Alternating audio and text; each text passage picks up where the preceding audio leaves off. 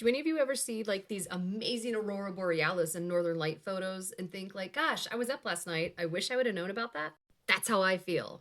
So let's learn together a little bit about how we can forecast the aurora borealis and see what's happening with the northern lights where you live. So I saw this post on Twitter from Chris Wickland, Auroras, says that, hey, a CME, a coronal mass ejection, has been like forecast.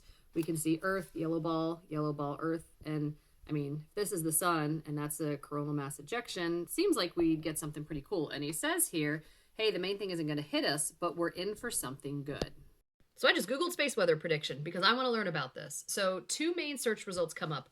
One is the Space Weather Prediction Center, which is a branch of NOAA, so I have a lot of faith in that. And then the other one is spaceweather.com. Now on the Space Weather Prediction website, I see a lot of historical information, 24-hour observed maximums, latest observed, that's fine. It's got a couple cool videos showing what a CME looks like in different places, and it shows this forecast. This forecast seems to be very short term, though, like it'll forecast for the next 45 minutes or hour at most. And then it shows some historical information as well, but I want to know what's going to happen. So there's a products and data tab. Under there's a forecast one. Looks like the best we can do is get like 3-day forecast information. So this 3-day forecast says, hey, yeah, we definitely noticed something, and we're forecasting a G1 strength storm later in the day on the 8th or early May 9th. And these are, UTC times, Zulu times, Greenwich, England times. And the text says, G1 to G3 geomagnetic storms are likely on May 8th in response to multiple CME coronal mass ejection arrivals and positive polarity CHSS influences. I don't know what that means. G1 minor storms are likely on May 9th.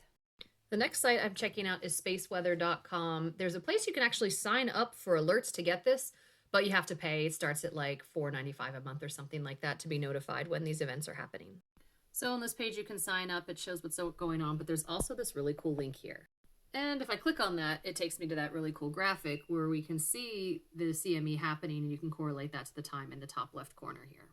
Now, normally I kind of lightly pay attention to the background, but I don't really focus on it because the clouds. But I know we have high pressure right now, and we're going to have some clear skies for a while. So if something's going to happen, now would be a really good time to see. And it's more than just the CME has to happen. You also have to have like the magnetosphere change and do some different stuff like that. I don't do the space weather thing, but I'm super interested in it. So that's where you can go and get some information. But if I were you, it sounds like if you're interested in seeing the northern lights, you might want to take a look out and look to the north over the next couple of days.